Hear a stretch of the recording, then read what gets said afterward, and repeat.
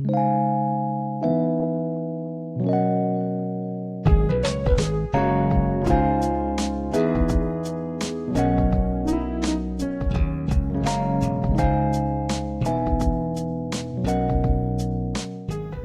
to Look on the Flip Side, a podcast where we talk about life, share stories, crack jokes, and sometimes pull lines from a hat.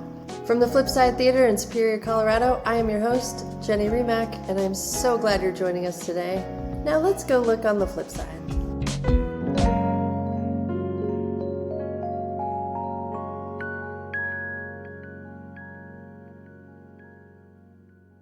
Today in the studio, I have a very special guest. She's an executive director of teaching and learning, and now a leadership consultant, and currently the director of musical improv at the Flipside Theater in Superior, Colorado. Welcome to the stage, Tracy Stegall. Woo! Hi, everyone. Great to see you today, or at least speak to you and imagine what you might look like listening to us here beyond the flip side. Oh my gosh, this is so exciting, Tracy. Thank you so much for being our first guest. Super pleased. We've been so excited to launch this podcast, and we think these topics are important, even if you've never seen improv, even if you don't consider yourself a comedian. We think that human beings are just funny, and so we like to elevate comedy into places of life growth and healing, certainly, and just making the world a better place. Beautiful. You are making the world a better place. This has completely transformed my life, being in this theater. It's amazing. It's been incredible. And I can't wait to have this conversation with you. So me too. Let's do it. All right. So what got you started in the improv comedy scene? So I spent or invested 15 years as an elementary school and a K-8 principal. Before that, I taught middle school. And so when you are working with kids every day, there are many opportunities to laugh, certainly at what's happening, to laugh at yourself, because that experience that kids are having with that sort of new mindset in being in the world, it's just awesome. So when you are having the opportunity to stand in front of 400 wriggling elementary school students, you can't help but try to be funny because you need to get their attention. And then you also always have to make things up. So that was the biggest difference going from the classroom to being a principal. I used to say, in the classroom, I could plan my lessons. I could know exactly how things were going to go. And then as a principal, the only way I could prepare was to get a good night's sleep, eat breakfast, and drink water, because whatever was flying at me, I needed to be able to react in the moment. So I didn't know that I was preparing myself for improv comedy at that time. But when I took my first improv comedy class, I thought, oh, I know exactly how to do this because I'd been doing it for years and years. Oh, that's beautiful. Thank you for all your service as a principal and a teacher and enlightening the young minds. Yeah, it's amazing. I mean, you have to think like quick as being a principal, I'd imagine. I mean, with everything you're dealing with and having to respond and with all the kiddos and the teachers and the parents and everything that you're dealing with. So that really got you in a place to where you were ready to say yes and. Yeah, I think about some of my funniest stories from when I was a principal. And one of the rules that I've learned about improv is don't go for the funny. So there's a difference between improv and stand-up. People who are doing stand-up, they're writing jokes. They're purposefully trying to do the thing that's funny or say the thing that will get a laugh. And in improv, what I've learned is the more we can really access our authenticity and be in the moment and be in relationship with whoever we are with on stage, just naturally, we end up being funny. And I had that modeled for me with kids all the time because people are funny. We are just funny beings on the planet. I mean, so are our pets, right? Like my cats are funny. My dogs are funny. And, then I wonder, is it that things are funny or is it that we desire that laughter release? Because absolutely there are hormones that are released when we have that really good belly laugh. So anyway, how can we capitalize on just being with one another, because as a result, we're going to end up laughing and having fun. I love that. Oh my gosh. So many key points I want to hone in on. You talked about authenticity and the difference between stand up and improv. Because improv, you're not really going for the funny, it just naturally, organically occurs as you're being your truest self.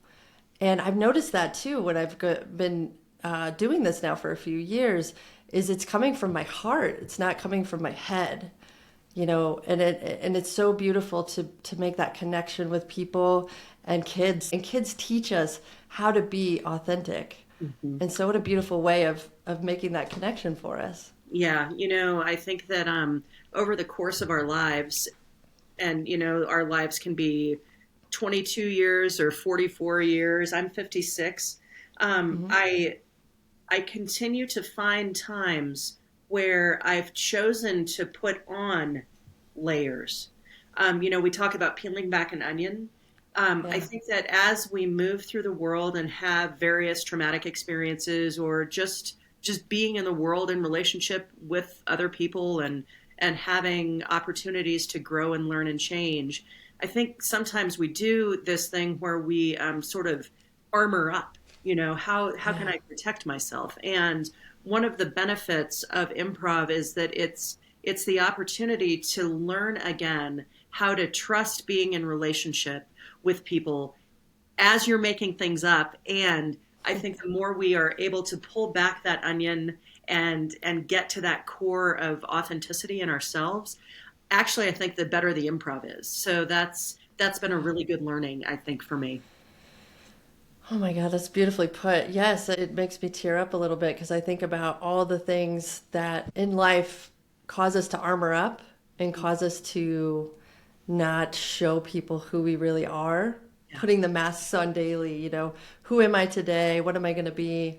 And the availability and the opportunity that we have as improvisers to take those masks off, to no longer have the armor up, and to really be in a safe space where we can do that and create.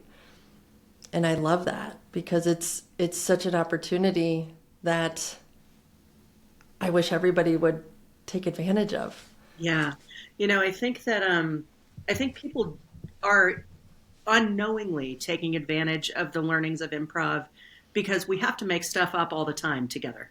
You make stuff True. up in the line at the grocery store where somebody thinks you're in line or you're not in line, and how do you interact with them? And somebody's going for the same can of soup, and how do you work with that? And these are people that we maybe have seen in the store before, but we don't really know.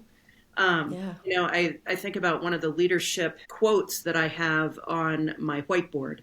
And it's important for me because it's the ability to discern who are we being right now. So not Mm. what am I doing right now, but who am I being right now? So for example, we all want things to go well. And so sometimes we inadvertently put on our superhero cape, and we decide that we need to save somebody or save the situation. And so I Yeah. think, who am I being right now? If I'm trying to be the superhero, is that what this particular situation needs? I feel like that same thing happens in improv. Every time I'm in a scene, I have this mantra going on in my head, which is, who am I being right now?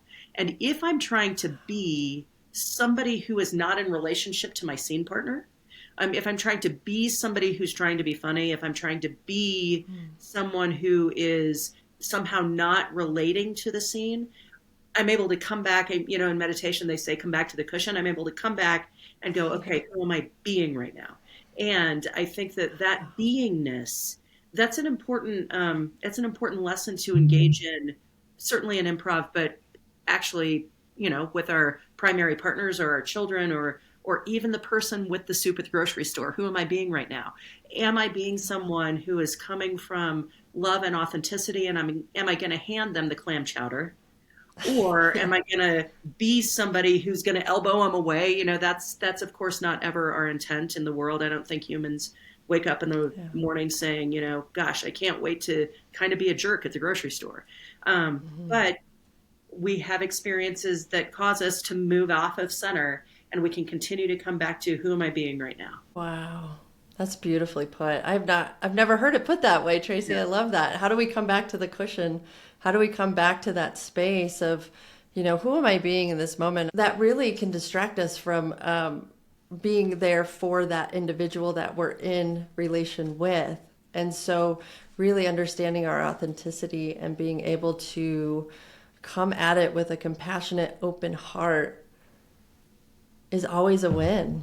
It's always a win every single It's time. always a win. Yeah. And, I come from a background of mostly I'm a musician. So I Hmm. play clarinet, I've sung in choirs, I've sung for years and years. And there's this thing about music that is you have the score and you have the exact thing that you're supposed to play and the exact thing you're Yeah. supposed to sing. And so then if you have a concert and you realize that you blew that note or you didn't get that riff or you weren't quite in tune, there's the opportunity after a performance to go back and practice it, to go back over that line that you missed, to figure out, all right, I can do this better. Well, one of my Hmm. favorite teachers, he teaches at Rise Comedy and he's on a couple of different teams. His name is Todd Couch.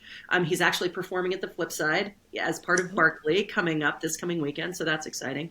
But Yeah. I went through a number of classes at Rise in my early improv journey, and one of the things that he says is you can only kvetch or give yourself a hard time about what happened on stage for the same amount of time you were on stage. So if your set was 20 minutes, Mm. you can only essentially. I'm a recovering perfectionist, so I really like to. My self critic is alive and well, I might say.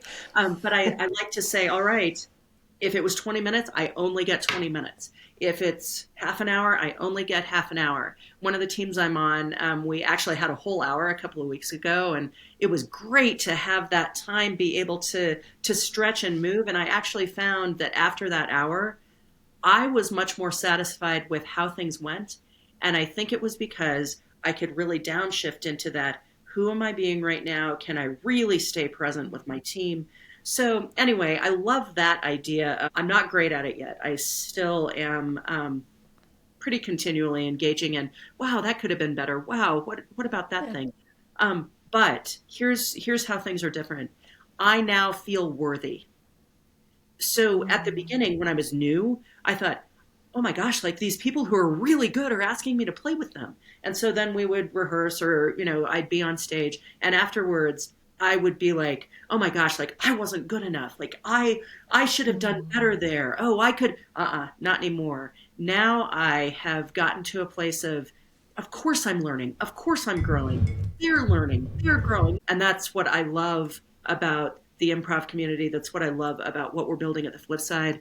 Improv Boulder, Boulder County really has it going on, I would say, in terms of improv community. Thank you, Tracy, and thank you, Mr. Couch, for your words of wisdom, Todd. That's Thank great. you. Like being able to, gosh, can you imagine if people just walked through life that way and been like, okay, that was only a 20-minute segment of my life, and I can only, review it or look at it for 20 minutes, and that's it.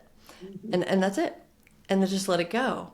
Because how many times do we just hold on to the same thing and narrate? Our narrators in our heads can be very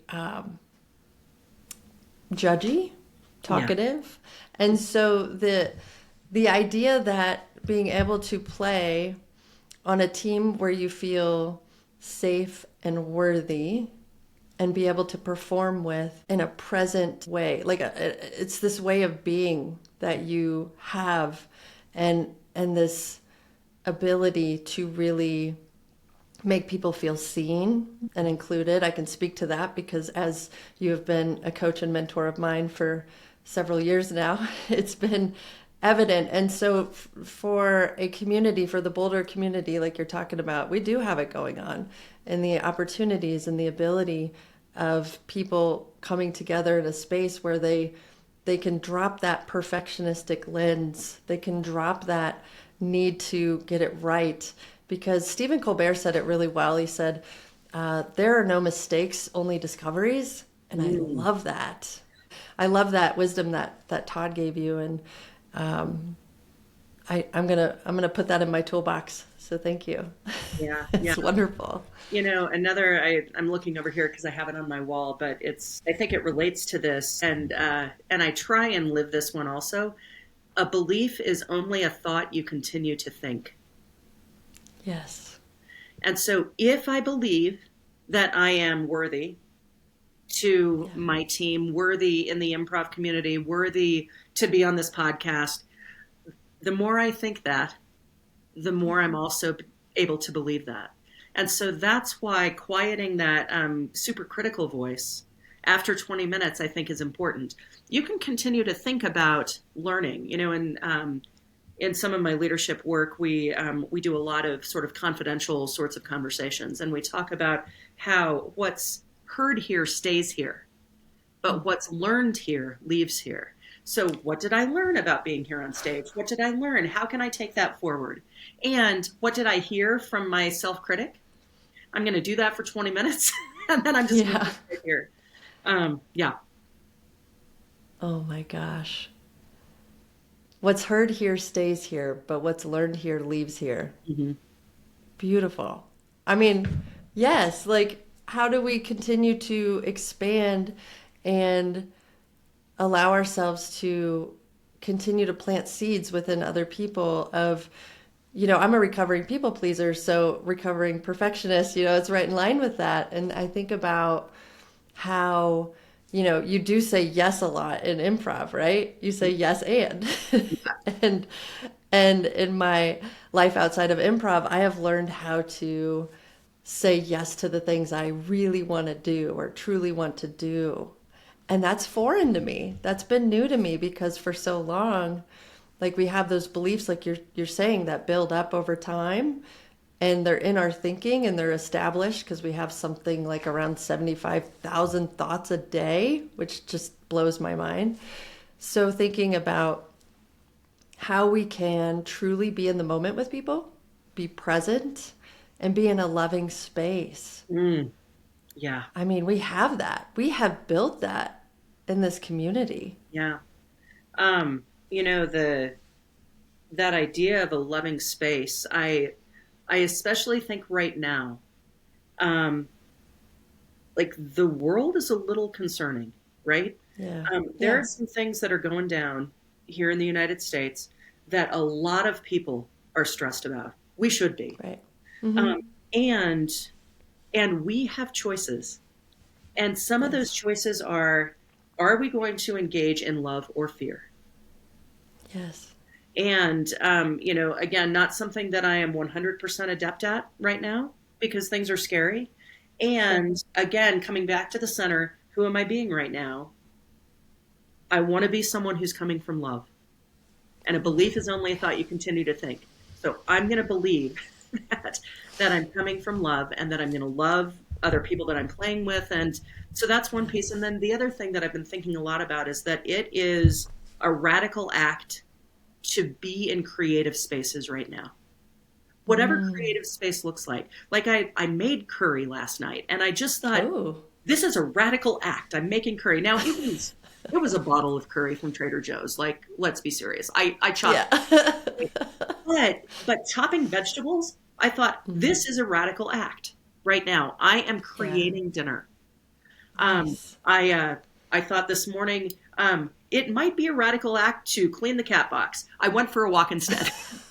you know, Sometimes you have to Yeah. choose, but I feel like the this improv community, what we're doing at the flip side, what's happening at Improv Boulder, what's happening in our larger Boulder County community as it relates to improv and comedy, we are engaging in radical acts of world improvement, self improvement, collective efficacy. We are building the world that we want to live in, essentially. Um, and Yes. we're small but mighty, but it's that whole, it people who think it can't be done need to get out of the way of those of us who are doing it. And we're doing it here in Boulder County.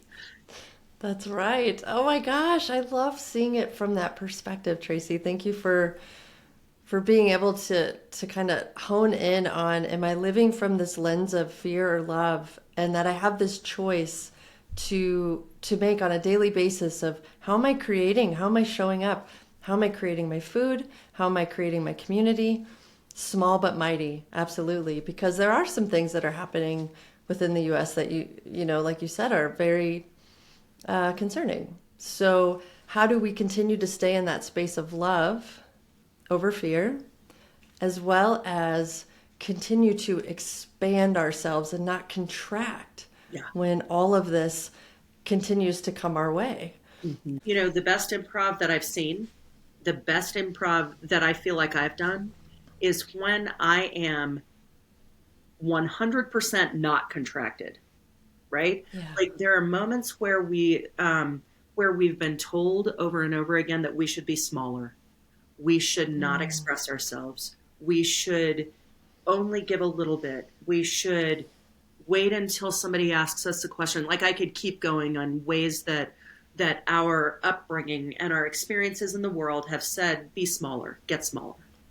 And the times when, and again, we're not going for the funny, but the funniest times are when people don't just sort of make a bold choice, but like the choice is about as bold as it can possibly be. Mm-hmm. And one of the things that I think you learn in improv is that bold choices can be met with bold choices, and that doesn't necessarily need to be loud. Sometimes a bold choice is to just stand your ground and hold yourself about as strong as you can while something else is going on. My Yes. one of my teams, Highbrow Farts, it's 7 guys and me, Yeah. which is awesome and always a learning experience. We're on stage on Thursday night, and as we were talking about, you know, our set and what we're going to do, we tried a game that we hadn't tried before, and in this game, it's called Rap It, and so we got a topic, and we're not a musical improv team, though we've been doing some music because I direct musical improv at Yeah. Superior Improv Company. So, you know, I just said, you know, why don't we try this? Well, you know, these are guys who are from all walks of life. There's one guy who's retired. We have a speech pathologist. We have a guy who works at NIST and like hardcore freezer kinds of things. We have tech guys, like programmers, really smart, interesting people. And I never would have known that the level of throwing down rap that would come out of one of those guys was like it was unbelievable. And Yeah. like to the point of the rest of us looked at him like, holy cats, like we should always do this game just so we can hear you rap. It Nice. was it was really unbelievable. So that said, like how can we bring ourselves 100%? How can we be bold? How can we be not shrunken? How can we Yes. say, all right, you and you know, one of my other mentors talks about when we come into a relationship, I don't bring 50% and somebody else brings 50%. I bring 100% and they bring 100%. And so I think that that's how you get as a team when you're really trusting one another, because you're not like, oh, that person's better than me, so I better just bring Yeah. 30% and they'll bring 70%. Nope. Whatever my 100% is, I am going to bring it, and I'm going to make sure that I am in support 100% of what somebody else is bringing. Um, so I'm not sure where that Gosh. started, but 100%. 100%. I love it. I love it because it really shows the supporting of and the bringing together of people from multiple mindsets, multiple jobs, and being able to see the immense value that they bring to the table Mm-hmm. and and supporting that too, like 100% supporting that. I like how you said 100 and 100. It's not 50-50. It's like all of me is coming to this. You're going to get all of my whole essence of my being is coming into this and being able to come alive. And you know what I've noticed as well is Highbrow Farts is amazing, by the way. I love that team. You guys are hilarious. So much fun. And what I'm noticing too about myself is that I am so much more in touch with my emotions than I have ever been in my whole life. Mm. And the reason being is because when you do improv, you get to tap into your emotions of the acronym is FRAD. Is that Mad, right? glad, No. sad, Frad. Thank you. Yes. So, and being able to like Frad is afraid, and then mad, sad, glad. You guys know what that means. But being able to really step into that and develop yourself into character and have fun with your scene mate and be all in has just it's paid dividends, to just me being in this world. It's helped dissolve some of that armor, Hmm. that I've carried around for 40, I'm 44 now, so pretty much like 43 years. Yeah, I'm just still starting to continue to shut it off, and it's one of those places that have unlocked that for me, the ability to really step into that and step into my authenticity Hmm. and truly say yes and have fun. Yeah, yeah. So, And and be in a place I've noticed for myself, like, sometimes in your regular life, you're feeling something. And, mhm. there's all kinds of theory, about where we hold different emotions in our bodies. And so Yeah. if you have tightness in your throat, that's probably sadness. If you have tightness in your belly, that might be fear. And so some of what I've done sort of kind of back and forthy, I think, is that Mhm. if I'm going to play a character on stage and I want to be afraid, one thing I'll do is pay attention to what happens right now as a character if I tighten my belly. Do I come off more authentically fearful because I know where Oh, that feeling lives on the yeah. inside? Conversely, when I am in my primary relationship in the world in my consulting business, if I find myself feeling afraid, I'm able to remember that in improv, emotions actually move through really quickly. They have to, because Yeah. if you're afraid with your teammate on stage, you're actually not afraid of them. You're afraid in that moment, and then you have to shake it off. And I think one thing we do as humans, and I think it actually causes illness, we hang on really Mhm. tightly to emotions that we have, as opposed to understanding what they are, allowing ourselves to feel them, and then let them move on through. And so again, not something that I'm perfect at yet, but it's something that I'm really practicing. Like, I can let those emotions go easier when I'm on stage. I can let Yeah. them go easier when I'm with my team. How might I be able to do that where I'm still feeling them? Like, I'm not shoving them down. I'm demonstrating them like I have to Mhm. do on stage so that people in the audience know, oh yeah, like, you're somebody who is really giddy right now. You're somebody who is really obsessed with something right now. You're somebody who is really angry right now. Easier to be angry on stage outwardly, just in terms of my own upbringing, than it is to be angry in my personal life, because I was taught, anger isn't a thing that you actually show. You just sort of seethe and, change it into like fear or something. And it's actually way more healthy to say, actually, I'm really angry about this right now. Yeah. Express it, move it through. So that back and forthness feels like a really good learning that improv provides. Um, Yeah. I think when people say, why should I do improv? I'm not funny. Oh, good gravy. Like, there's so many reasons to do improv that have nothing to do with being funny. Yes. Yeah. Oh my God, I love that you brought that up because emotions, we need to feel them to heal them.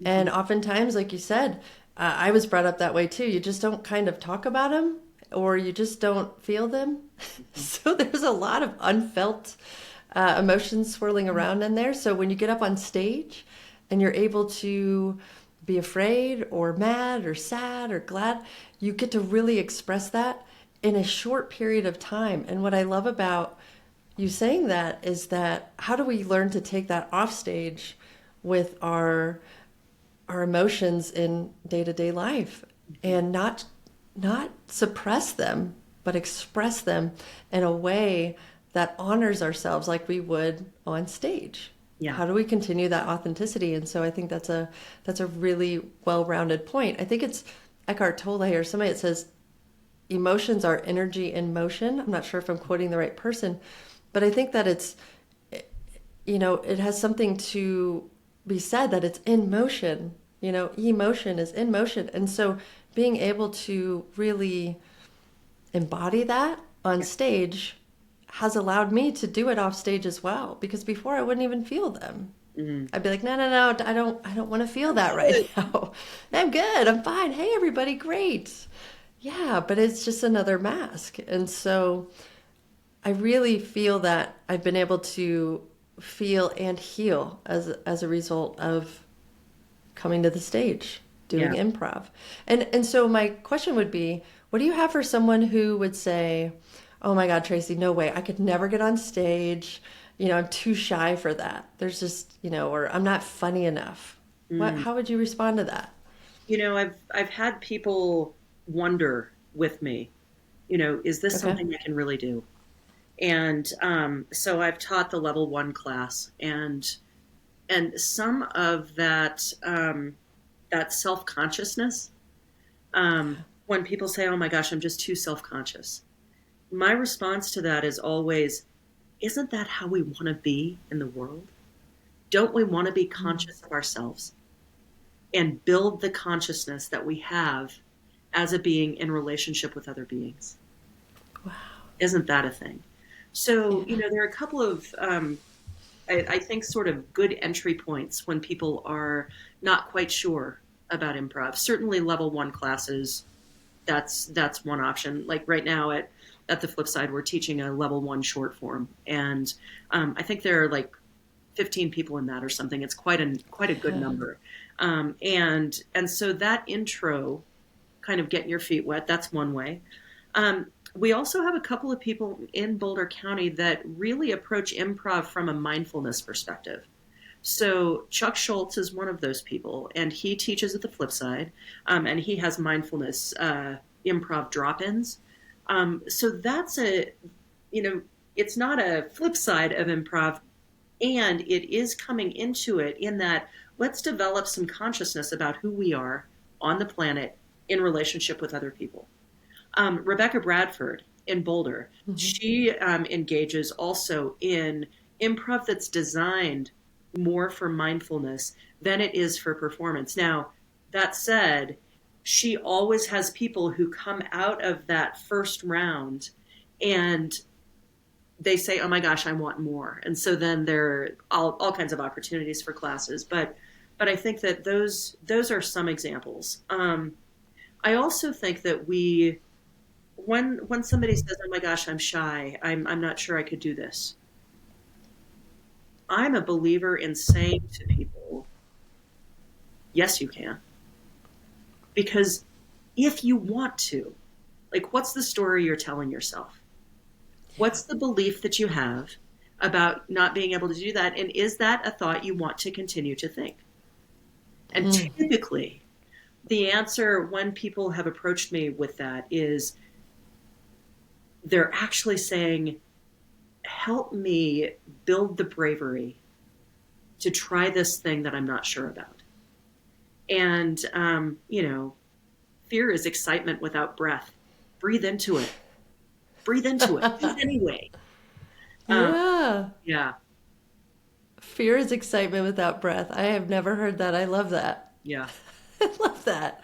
The Tracyisms that have It's, come out of today has been incredibly beautiful, expansive, heartfelt.